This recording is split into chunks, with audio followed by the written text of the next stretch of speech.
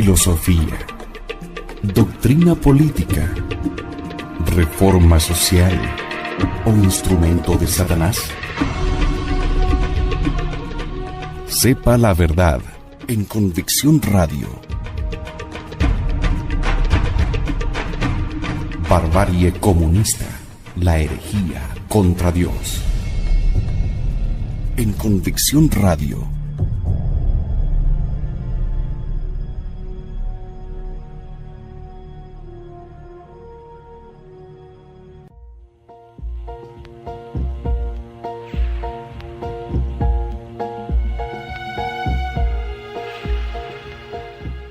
Bienvenidos, queridos amigos, a un nuevo capítulo de Barbarie Comunista, el programa de Convicción Radio dedicado a explicar el proceso revolucionario y tratar de esclarecer a los fieles católicos respecto a las estrategias que está utilizando el enemigo hoy en día y adelantarnos también a muchas cosas del proceso, tener las herramientas ideológicas para poder defender a nuestras familias, advertir a nuestros hijos y prepararlos para la guerra que se libra diariamente en la calle y los medios de comunicación, en esta guerra ideológica declarada que tiene un solo objetivo: terminar con la civilización cristiana y establecer el gobierno del anticristo.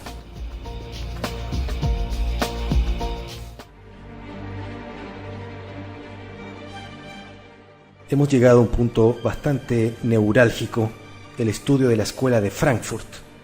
Luego de concluir la Escuela de Frankfurt y la filosofía analítica, vamos a llegar a la vanguardia misma del proceso revolucionario, el deconstruccionismo. Como ya lo hemos venido comentando en muchos programas de Barbarie Comunista, finalmente podremos dilucidar y conocer en profundidad de qué se trata el deconstruccionismo. Por ahora continuemos entonces con Barbarie Comunista y la Escuela de Frankfurt.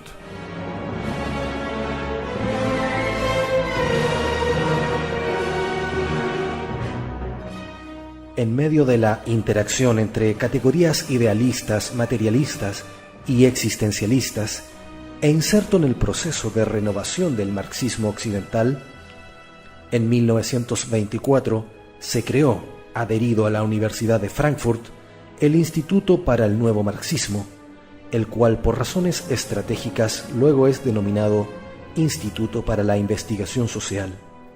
Se adopta ante el marxismo una postura crítica para depurarlo, perfeccionarlo y adaptarlo a las nuevas condiciones objetivas y subjetivas existentes en Occidente. Condición necesaria para asegurar el triunfo de la revolución comunista en este campo histórico-cultural. El proceso de reinterpretación del marxismo, realizado a partir de una nueva lectura de Hegel, más la incorporación de las aportaciones de Max Weber y Sigmund Freud, entre otros, sin más, origina el estructuralismo marxista o neomarxismo, el cual es formalizado bajo el nombre de Escuela de Frankfurt.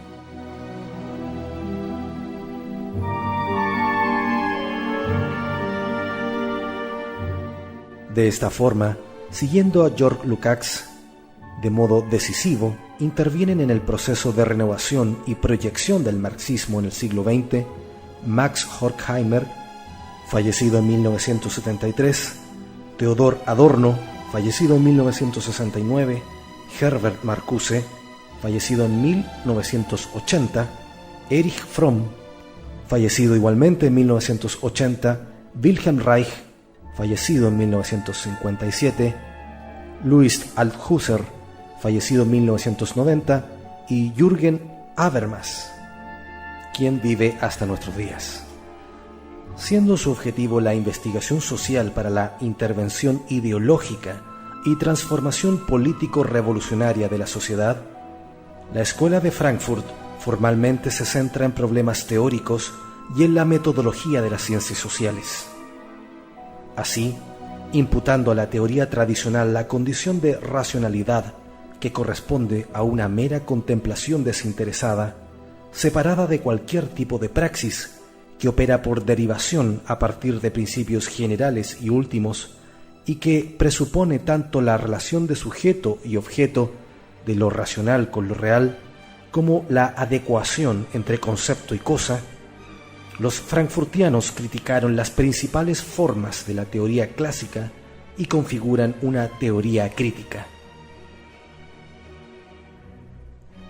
Entonces, si bien la escuela de Frankfurt, es decir, el marxismo estructuralista o neomarxismo, reconoció la presencia de la irracionalidad en la historia, de hecho rechazó tanto el idealismo de la razón de Hegel como el irracionalismo al estilo de Kierkegaard, Nietzsche o Bergson.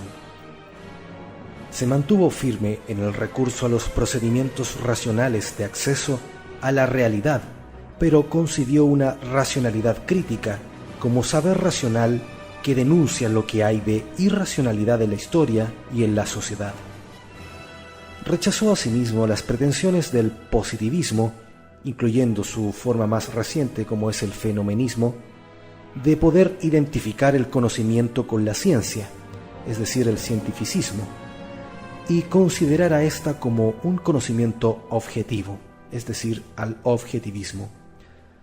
Se trata de un rechazo a todo intento de reducir cualquier forma de conocimiento a conocimiento solo de hechos, absteniéndose de cualquier tipo de valoración, positiva o negativa, de los mismos. Esto por cuanto el identificar lo real con lo racional y el absolutizar los hechos conducen a una misma conclusión: la aceptación y no la crítica de la realidad, actitud tenida por común entre todas las formas de la teoría clásica y cuestión que la causa revolucionaria no admite por ningún motivo. De esta forma, siguiendo la idea del comunismo crítico de Karl Marx, la teoría crítica o neomarxismo afirmó los principios de negatividad, mediación y praxis.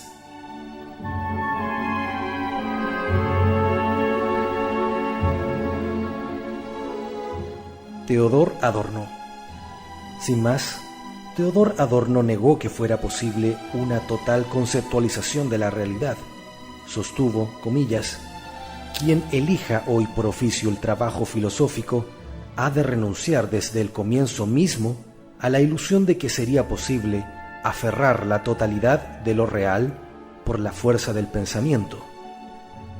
Ninguna razón legitimadora sabría volver a dar consigo misma en una realidad cuyo orden y configuración derrote cualquier pretensión de la razón. La filosofía que a tal fin se expende hoy no sirve más que para velar la realidad y eternizar su situación actual. La crisis del idealismo equivale a una crisis de la pretensión filosófica de totalidad. La ratio autónoma, tal fue la tesis de todo sistema idealista, debía ser capaz de desplegar a partir de sí misma el concepto de la realidad y toda la realidad. Pero el texto que la filosofía ha de leer es incompleto, contradictorio y fragmentario. Y quiero destacar estos conceptos de Adorno: incompleto, contradictorio y fragmentario, y buena parte de él pudiera estar a merced de ciegos demonios. Sí, quizá nuestra tarea es precisamente la lectura, para que leyendo aprendamos a conocer mejor y a desterrar esos poderes demoníacos.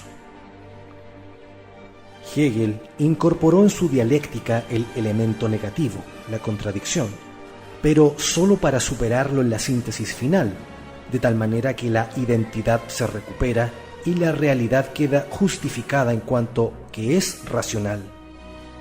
Pues bien, frente a la dialéctica hegeliana, que se entiende positiva, Adorno propone una dialéctica negativa, que afirma que lo real no es totalmente racional. El nombre de dialéctica, afirma, comienza diciendo solo que los objetos son más que su concepto, que contradicen la norma tradicional de la adequatio, es decir, la conformidad o identidad entre la mente y sujeto. La contradicción es índice de lo que hay de falso en la identidad. Dialéctica es la conciencia consecuente de la diferencia.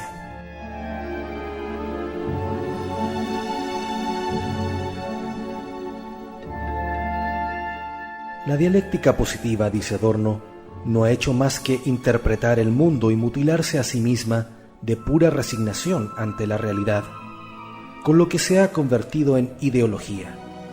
En efecto, ya que el sujeto se adecua a la realidad por el conocimiento, se afirma que también debe someterse a ella en la práctica, y así la dialéctica positiva eterniza el estado presente y bloquea cualquier acción transformadora o revolucionaria.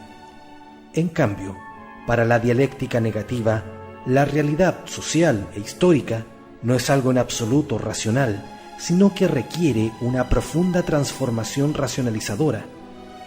Es también negativa por decir no a la realidad. En este mismo sentido, Marcuse prefiere hablar de un pensamiento negativo, definido como poder subversivo, poder de lo negativo. La misma carga de negatividad posee la concepción de la utopía. Los frankfurtianos o neomarxistas rechazan la posibilidad de construir una utopía positiva. No es posible determinar cómo debería ser el futuro, únicamente es posible determinar cómo no debe ser, lo cual ya es suficiente para poder criticar el presente. Se afirma así, comillas, la teoría crítica de la sociedad no posee conceptos que pueden tender un puente sobre el abismo entre el presente y el futuro. Sin sostener ninguna promesa, sin tener ningún éxito, sigue siendo negativa. Así, quiere permanecer leal a aquellos que, sin esperanza, han dado y dan su vida por el gran rechazo. Además, contra la pretendida relación entre sujeto-objeto, o bien observador-hechos, presupuesta por la teoría clásica, la teoría crítica afirma que todo conocimiento está determinado por mediaciones. La actividad teórica no es independiente de los procesos sociales, históricos y económicos en medio de los cuales ha aparecido, sino que éstos determinan el objeto y finalidad de la investigación. Además, ninguna teoría es imparcial, sino que está sustentada por intereses y con frecuencia su aparente objetividad no hace sino ocultar su carácter ideológico. Igualmente, la dicotomía sujeto-objeto no se puede mantener radicalmente. El investigador es siempre parte del objeto social investigado. De ahí la insistencia en el concepto de totalidad, tomado de Lukács. La investigación social es la teoría de la sociedad como un todo. Esto es un concepto establecido por Horkheimer, en la que hay que poner en interrelación los ámbitos económico, histórico, psicológico, etc. La especialización de la ciencia convierte a su objeto en algo abstracto y conduce a ocultar, de hecho, la realidad. Solo desde esta visión totalizadora, la teoría puede convertirse en crítica y desvelar los aspectos ideológicos y represivos de la sociedad y la cultura. Marcuse señala, la totalidad parece tener el aspecto mismo de la razón, y sin embargo, esta sociedad es irracional como totalidad. Con todo, Weber defendió el principio de la no valorización como criterio de objetividad teórica. Esta pretensión es rechazada por la teoría crítica. Indica Marcuse, el problema de la objetividad histórica implica juicios de valor, es decir, estar al servicio de la emancipación del hombre y derivar en una praxis liberadora. De este modo, los dos polos de la teoría crítica son razón y praxis, pero la praxis no se reduce al ámbito individual. En el siglo XX, la política se había convertido en el ámbito propio de la acción moral, recuperándose así la gran tradición del pensamiento griego que nunca desvinculó la moral de la política. En conclusión, la teoría crítica se niega a justificar la realidad sociohistórica presente por considerarla irracional, es decir, injusta y opresora, y por ello mismo se propone hacerla más racional y humana.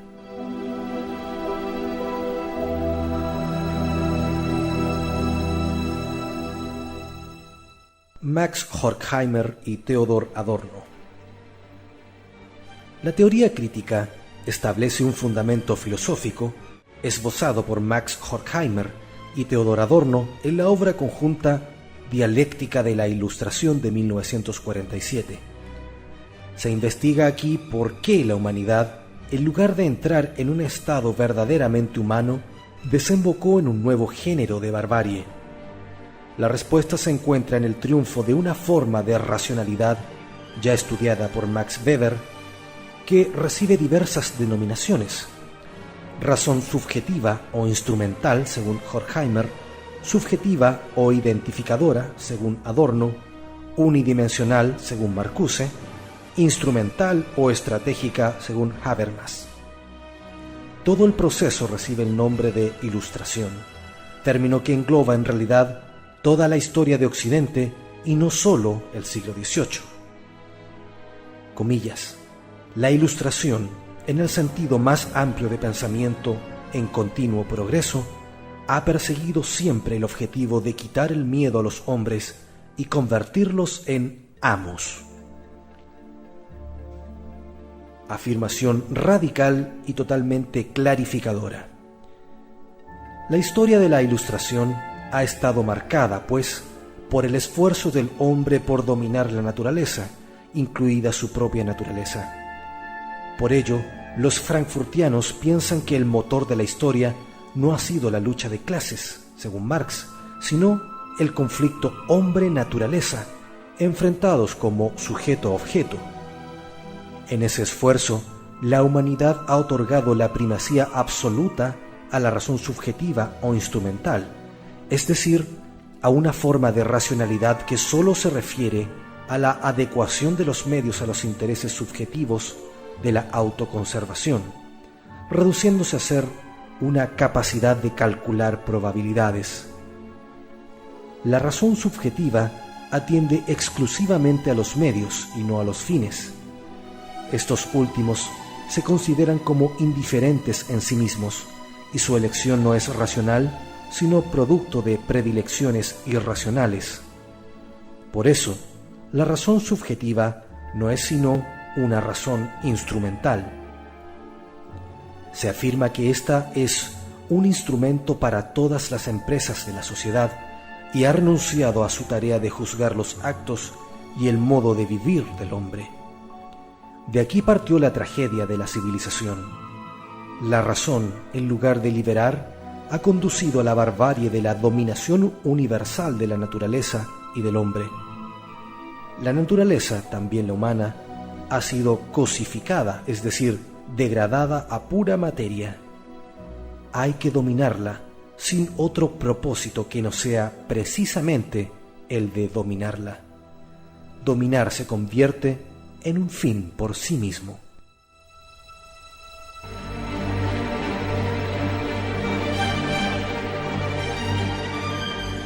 Frente a la razón instrumental estaría la razón objetiva, es decir, un logos o racionalidad inherente a la realidad misma, que permite la determinación de ideales y fines de por sí deseables.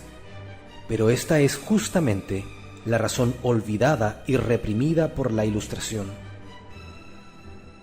Eclipse de la razón, de 1947, es el título de la obra de Horkheimer, que más tarde, en 1967, aparecerá ampliada bajo el título de Crítica de la razón instrumental. Sin embargo, Horkheimer opina que no se trata de tomar partido por ninguna de las dos formas de racionalidad, ya que ambas conducen a excesos. La razón objetiva lleva a afirmar valores ilusorios y a crear ideologías reaccionarias, pero la razón subjetiva conduce al materialismo vulgar o a la barbarie de la dominación. La autocrítica de la razón tiene que reconocer y salvar la limitación de ambos conceptos y buscar su síntesis dialéctica.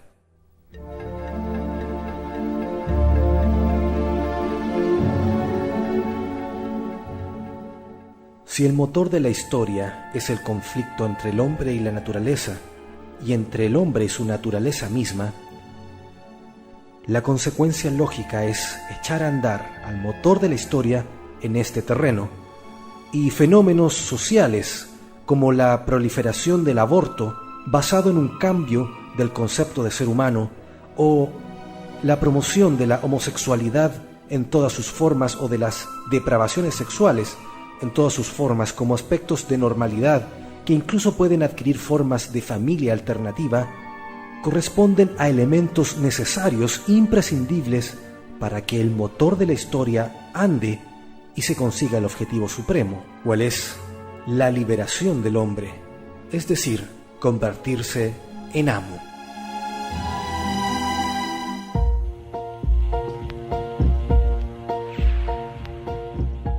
En el próximo capítulo de Barbarie Comunista concluiremos con la Escuela de Frankfurt, estudiando a Herbert Marcuse, a Erich Fromm y a Jürgen Habermas. Muchas gracias por la audición y que Dios nos bendiga a todos.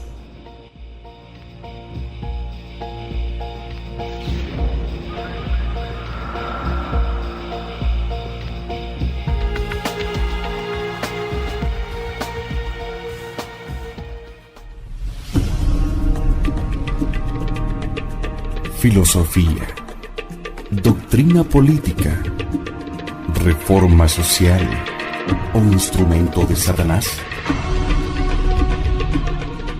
Sepa la verdad en Convicción Radio. Barbarie comunista, la herejía contra Dios.